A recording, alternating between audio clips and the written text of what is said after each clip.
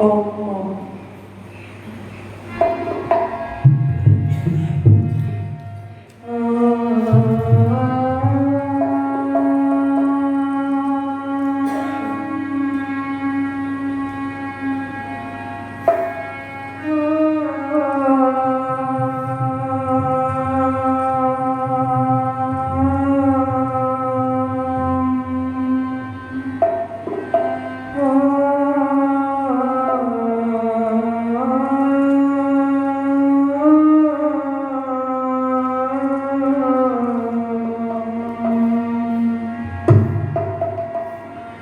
प्रेष्ठं भवति तिं निस्तुष्ये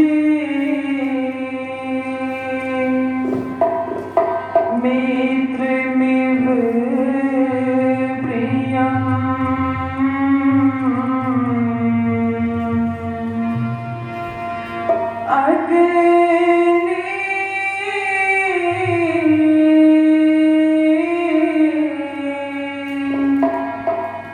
रथं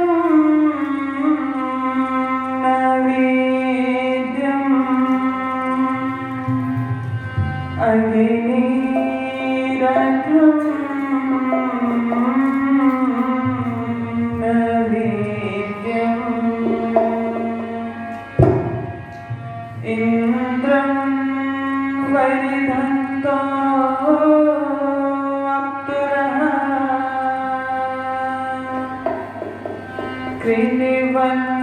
कृण्वन्तो विश्वमार्यम् अपघ्नन्तो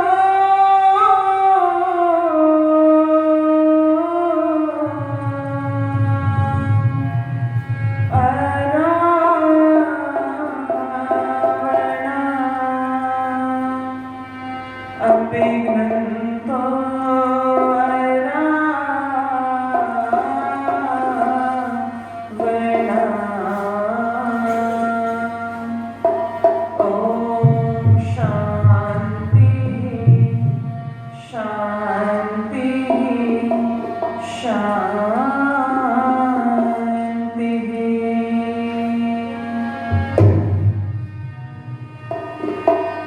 वह को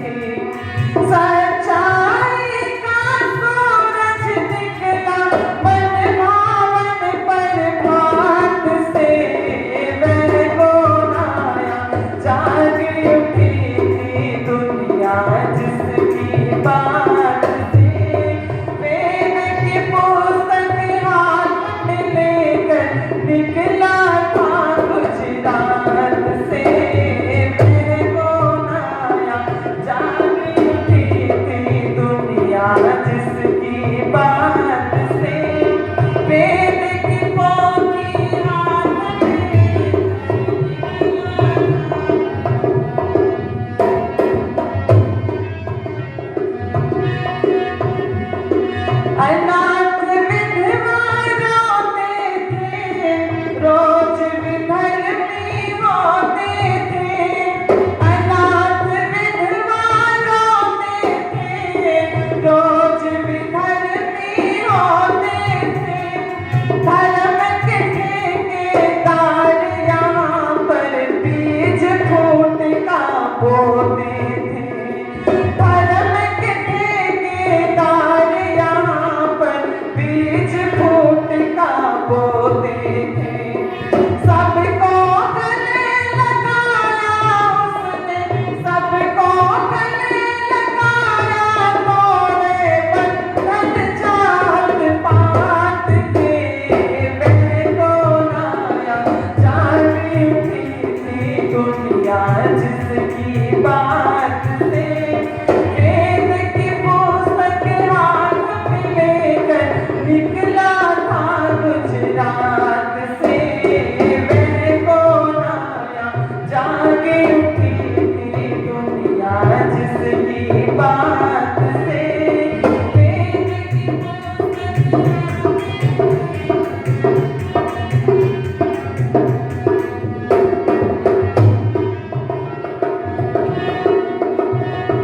क्या कहिए उस आने को, आया था समझाने को। क्या कहिए उस आने को, आया था समझाने को। प्यार किया था पथिक ऋषि ने, जाने में अनजाने को। प्यार किया था पथिक ऋषि ने, जाने में अनजाने को।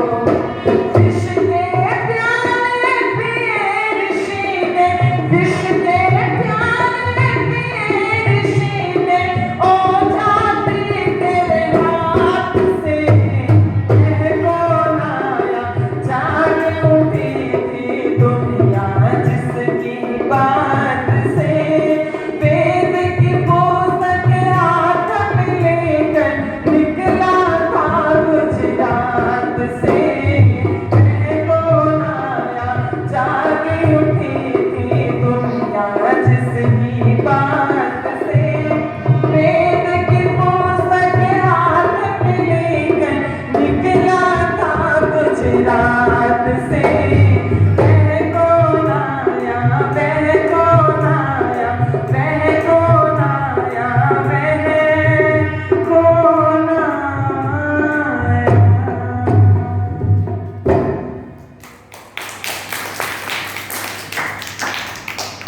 बहुत ही आदर सम्मान श्रद्धा की योग्य अभी मेरे से पूर्व बहुत सुंदर विचार, बहुत सुंदर भजन आप लोगों ने सुने हैं। आर्य जगत के बहुत ही उच्च कोटि के मूर्धन्य विद्वान भजनों दिवस आदरणीय श्री चाचा जी रामकुमार जी आदि बहुत ही आदर एवं सम्मान श्रद्धा के योग्य बड़ी ही कुशलता पूर्वक मंच का संचालन कर रहे हैं श्रद्धेय पूज्य आचार्य देवदत्त जी, और जिनके माध्यम से वेद प्रचार के माध्यम से जो कार्यक्रम 2 दिवसीय आपके इस पवित्र पावन गांव के अंदर रखा गया है, ऋषिवर दयानंद जी को पूर्णतः समर्पित उनके अनन्य भक्त आदरणीय श्री रामकुमार जी आर्य इस पवित्र पावन आर्य समाज के प्रधान पद को सुशोभित करने वाले आदरणीय श्री हरि सिंह जी आर्य, जो पूरी व्यवस्था को जैसे जोश युवा में होता है उस तरह से वो पूरी व्यवस्था को संभाल रहे हैं। आदरणीय शोभा चंद्र जी आर्य जो गुरुकुल धीरवास से आए हैं, आदरणीय श्री पूज्याचार्य राजमल जी जो गुरुकुल धीरवास को अपने देखरेख के अंदर चला रहे हैं, आदरणीय नथु सिंह जी, सम्मुख उपस्थित समस्त धर्म के अभिलाषी सज्जनों, छोटे छोटे प्यारे प्यारे बच्चों, बहुत ही अच्छी संगति मेरे साथ में कर रहे हैं आदरणीय भ्राता जी।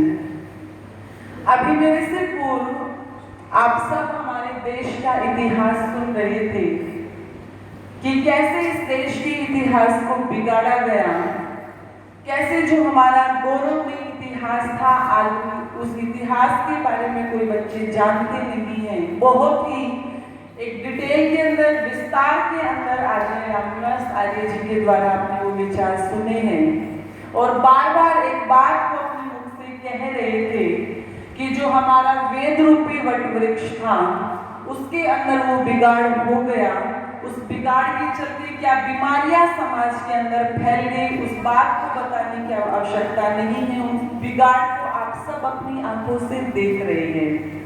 ऋषिवर दयानंद जी महाराज के विषय में उन्होंने बताया, ऋषिवर दयानंद जी को कहा जाता है युग परिवर्तक। युग परिवर्तक जो युग को बदलने वाला है। ऋषिवर दयानंद जी महाराज का जब प्रादुर्भाव हुआ और उन्होंने उन सारी व्यवस्थाओं को देखा और देख करके उन व्यवस्थाओं को बदला, तो उसका अर्थ ये नहीं है कि महर्षि दयानंद जी ने कोई अपनी व्यवस्थाएं बनाई हो। ऋषिवर दयानंद जी तो एक बात लिखते हैं कि मैं तो ब्रह्मा से लेकर के जैमिनी पर्यंत ऋषि मुनियों की परंपरा को पुनः स्थापित करने के लिए आया हूँ। शब्द लगाया पुनः, मतलब दोबारा। ये जो हमारी ऋषि मुनियों की धरोहर आप सब भूल गए हैं, मैं तो केवल और केवल याद दिलाने के लिए आया हूँ। इसलिए ऋषिवर दयानंद जी महाराज ने एक नारा हमें दिया कि बैक टू वेदास, हम वेदों की तरफ लौटे, हम वेदों की तरफ लौटे। वो वेद जो हमारे मूल हैं, वो वेद जो हमारे आधार हैं, वो वेद जो परमपिता परमेश्वर ने सृष्टि की आदि में 4 ऋषियों के अंतःकरण में प्रकाशित की। और इस बात को ध्यान रखना, केवल एक ईसा मसीह के द्वारा चलाया गया ईसाई मत आज दुनिया के 100 देशों पर राज करता है, हाथ में बाइबल लेकर के घूम रहे हैं। केवल एक मोहम्मद साहब के द्वारा चलाया गया मुस्लिम मत आज दुनिया के 56 देशों में राज कर रहा है और केवल 56 देशों से उनका पेट नहीं भर रहा। हमारे अपने वाले जैसे चर्चा की जा रही थी ना, अल्लाह अकबर के नारे लगा रहे हैं, वो शायद अपने इतिहास को भूल जाते हैं। जिनको तुम अपना समझ रहे हो, ये वही लोग हैं जिन्होंने तुम्हारे 12 साल के हकीकत राय को नहीं छोड़ा। जिनको खुश करने के लिए तुम ये कर रहे हो, ये वही लोग हैं जिन्होंने बंदा बैरागी को कितना तड़पा तड़पा करके मारा था। ये वही लोग हैं जिन्होंने गुरु गोविंद सिंह के 4 बेटे दीवारों के अंदर चिनवा दिए थे, केवल और केवल उनको खुश करने के लिए।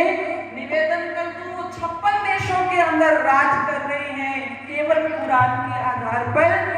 एक हाथ में कुरान लेकर के घूम रहे हैं और दूसरे हाथ में तलवार लेकर के घूम रहे हैं। और हमसे कोई पूछे हम अपने हाथ में क्या लेकर के घूम रहे हैं? हम अपने हाथ में फोन लेकर के घूम रहे हैं। हम अपने हाथ में उस फोन के अंदर टिकटॉक पर वीडियो बनाते घूम रहे हैं। हम हमारे हाथ में उस फोन के अंदर केवल अश्लीलताओं का प्रचार करके घूम रहे हैं और हम सपने देख रहे हैं कि देश विश्व गुरु बनेगा। जैसे उनके 56 देश हैं, ईसाइयों के 100 देश हैं, क्या हम भी कह सकते हैं कि ये भारत देश हमारा है? यदि ईसाइयों को निकालने लग जाए भारत से तो वो किसी भी देश में जाकर के रह लेंगे। मुसलमानों को भारत से निकालने लग जाए तो वो भी किसी देश में जाकर के रह लेंगे। लेकिन यदि हमें हमारे देश से निकालने लग जाए तो हम कौन से देश में जाकर के रहेंगे? कोई ऑप्शन है हमारे पास? है कोई विकल्प? अपने पेट पर बड़े बड़े पत्थर बांध करके पानी में डूब मरने के अलावा हमारे पास कोई रास्ता नहीं है। इसलिए ऋषिवर दयानंद जी महाराज ने उस समय कहा था कि हम वेदों से जुड़े, क्योंकि वो वेद हमारे आधार हैं, हमारे मूल हैं। यदि हम एक छोटा सा भी फोन लेकर के आते हैं तो उसके साथ में उस फोन के फीचर्स होते हैं। एक छोटी सी किताब आती है, इस फोन को कैसे चलाना है, इसमें क्या क्या गुण है, क्या क्या क्वालिटी है। फ्रिज लेकर के आए, टीवी लेकर के आए, सबके साथ में किताब आती है छोटी सी, उसके सारे गुण वहां पर दिए होते हैं। इसको इससे बचाना है, इसको ऐसे चलाना है। इन छोटी छोटी चीजों को भी चलाने के लिए वहां पर कंपनी हमें बता रही है, किताब दे रही है। परमात्मा ने इतनी बड़ी सृष्टि बनाई तो क्या वो हमें जान नहीं देगा इस दुनिया को तुम्हें कैसे चलाना है? परमात्मा ने भी हमें दिया और वो क्या दिए?